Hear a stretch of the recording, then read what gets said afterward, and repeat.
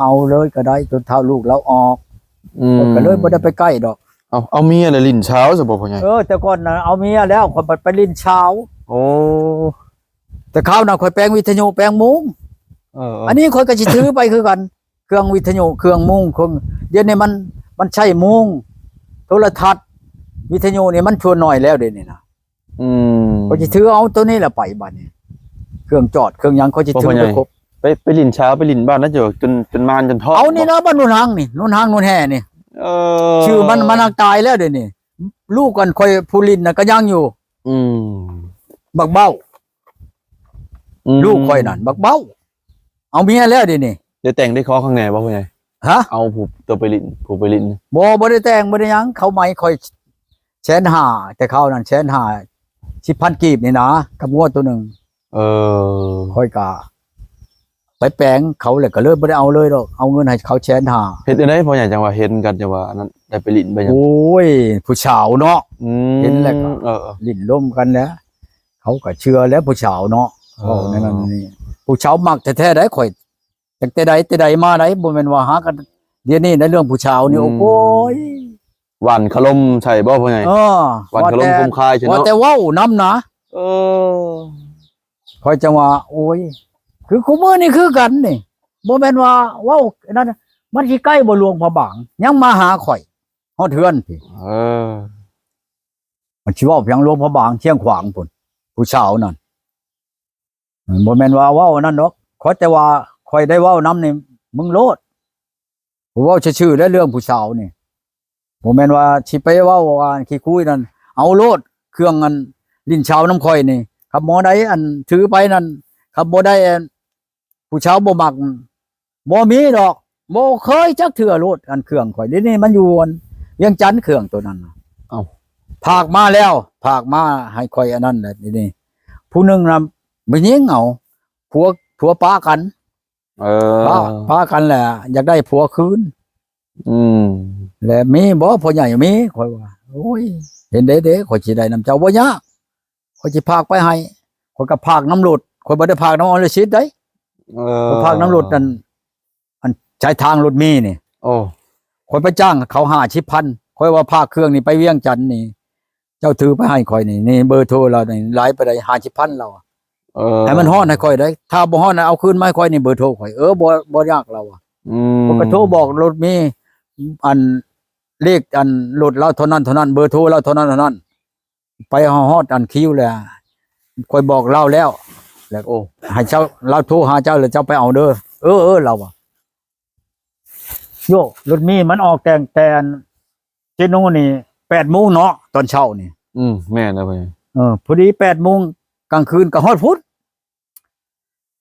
วันนี้ตื่นมาเช้ามามือใหม่มาข่อยโทรเป็นอะไรข่อยว่าเอาแล้วเราไปข่อยเอาแต่คืนนี้เราเราโทรบอกข่อยคืนนี่ข่อยก็ไปเอาเลยเราปัดผัวเราคืนมาแล้วเราก็พักคืนมาชมข่อยเดี๋ยวนี้นะอันเครื่องอันนั้นน่ะนะบ่แล้วข่อยก็เอาเมียนแล้วบัดนี้ผู้นี้บัดเอาไปอยากลิ้นเช้าบัดนี้แหละอยากได้น้ำข่อยแหละแล้วมื้ออื่นมื้อใดอันนี้มันวิทย์วันศีลวันอันนี้ซะก่อนข่อยไปพากมื้อให้เราผู้นี้อยู่นี่แหละจังซั่นนะข่อยน่ะมันบ่ยากดอกคันว่าไผอยากได้น้ำข่อยนั่นเราพากมาให้แล้วเครื่องหาเงินหาคำก็มีนะเพิ่นหลายอย่างนะเครื่องหาเงินหาคำนี่แปลว่าชื่อได้คายมันนี่คนหักคนหอมนี่มีเบิดคือกันกับผู้หญิง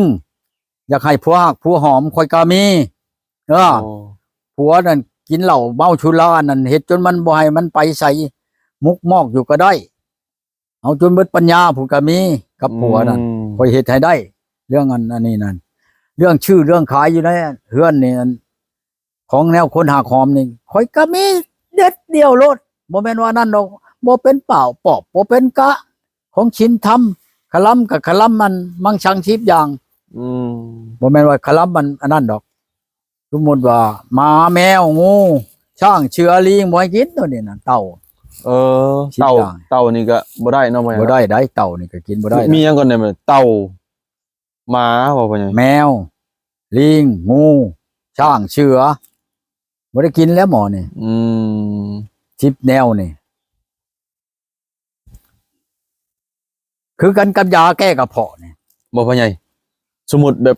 เฮามีแบบชีดเลยเฮาคลำนี่แบบเฮาไปแถวแบบคือเขตบ้านนอกคือเมืองพีนเมืองหยังไปซื้อแนวกินบางเทื่อเขาตัวได้พ่อใหญ่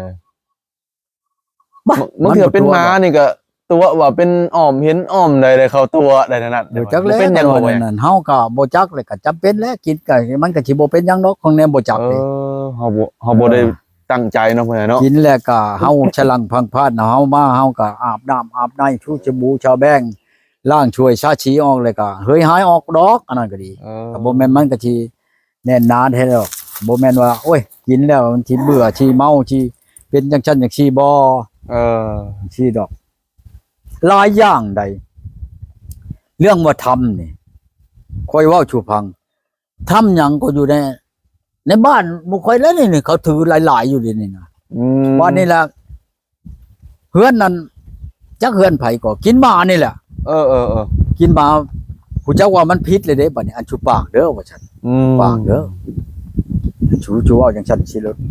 มันรุนระงับมอนผู้ว่าบ่ให้ปากเลยปากก็บ่ปากบัดนี้ล่ะชามสี่มือมอนนั่นก็บ่ปากเฉยอยู่ว่าชูปากเด้อนั่นเขาก็ว่าค่อยนี่ว่ามันสิหรือว่าเขาเฮ็ดเอาบ่หรือว่าวันนั้นแล้วค่อยก็บ่ฮู้เนาะเขาเลยมาหาข่อยบัดนี้หาข่อยไปลงถ้ำเบิ่งนี่แหละข่อยมันหมอถ้ำเด้ลงแล้วก็เอาหมู่เจ้านั่นกินแนวบ่แม่นแหละบัดว่าบ่ให้ปากบ่ให้เว้าอันชูปากเด้อว่าซั่น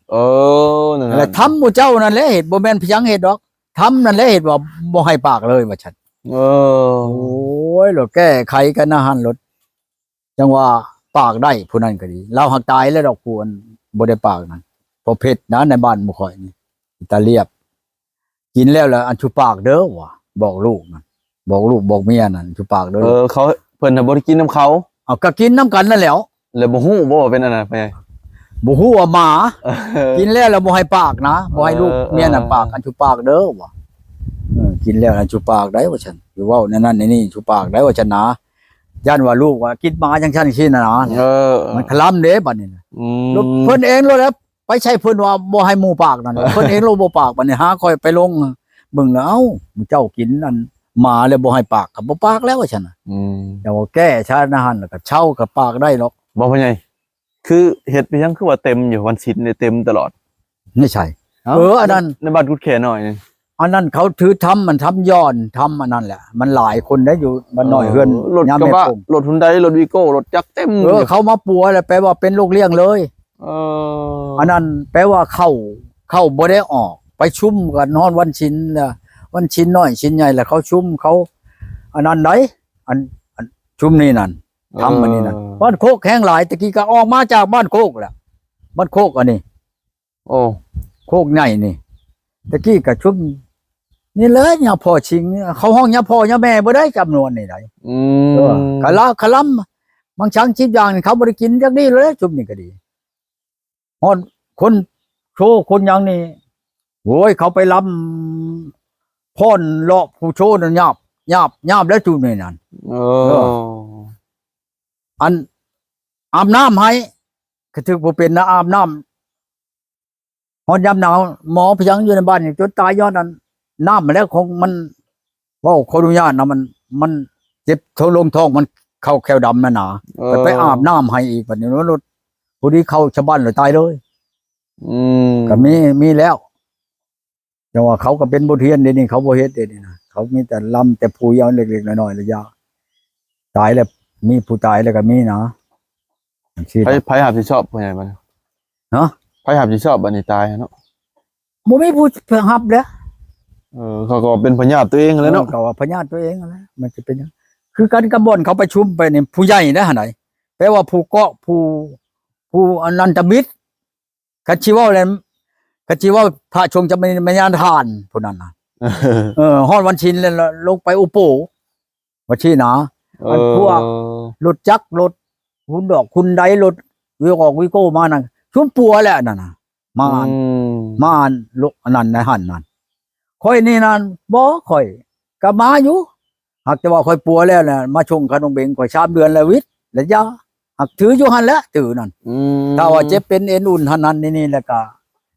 เขาก็มาหาข่อยนี่ไปชอบช่องมึงเป็นนั่นเป็นนี่แหละก็แล้วไปบ่มีหยังดอกคือกันกับ